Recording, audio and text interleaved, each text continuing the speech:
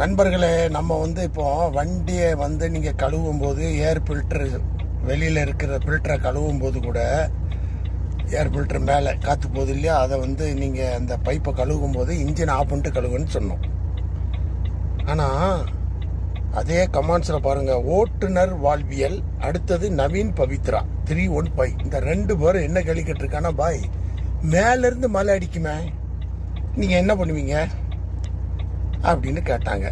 அவங்க அப்படிதான் கேட்டிருக்காங்க, மழை விழுமே அப்போ எப்படி பாய் என்ன செய்வதுன்னு முறையாக அழகாக கேட்டிருக்காங்க. ஆனால் நான் அதுக்கு எப்படி ஒரு எடுத்துக்கிட்டேன் தெரியுமா, அதை அவங்க சொல்லலை, நான் சொல்கிறேன். யோ என்னையா நீர் கீழேருந்து அடிக்குது, தண்ணி உள்ளே போகுது, ரைட்டு, நம்ம இன்ஜின் ஆஃப் பண்ணுறோம், மேலே மழை உழுது ஐயா, மழை உழுது தெரில உமக்கு, எப்படி இன்ஜின் ஆஃப் பண்ணிட்டே வண்டி ஓட்டுறதா எப்படி, அப்போ தண்ணி உள்ளே போகாது?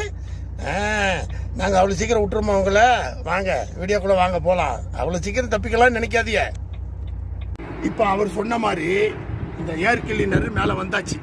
இப்போ நம்ம இதை ஓப்பன் பண்ணுவோம், மழை தண்ணி போகுமா இங்கே பாருங்க, இங்கிட்ட கொண்டு வா, இங்கே இது எப்படி கொடுத்துருக்கான் பார்த்தீங்களா, மேலேருந்து மழை விழுந்தா தண்ணி இங்கே கீழே தான் போகும், நம்ம கீழே இருந்து அடிக்கிறதுனால உள்ளே போகுது, புரியுதா? இப்போ நம்ம ஓப்பன் பண்ணிடுவோம், எப்படி இருக்குன்னு பாருங்க. ஏன் என்னத்துக்கு டவுட்டு, எது வேணாலும் காட்டிடுவோம் தான்.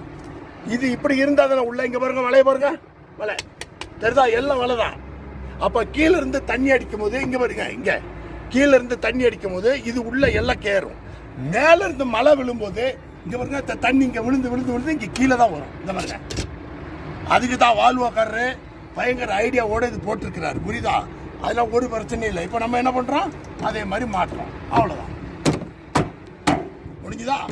இவ்வளோ தாங்க வேலை, இதில் வேறு எண்ணம் கிடையாது. ஓகே, அவர் கேட்ட கேள்வி சரியான கேள்வி, எல்லாருக்குமே பொருந்தோம், நல்ல அறிவோடு கேட்டிருக்கிறாரு, ரொம்ப நன்றி.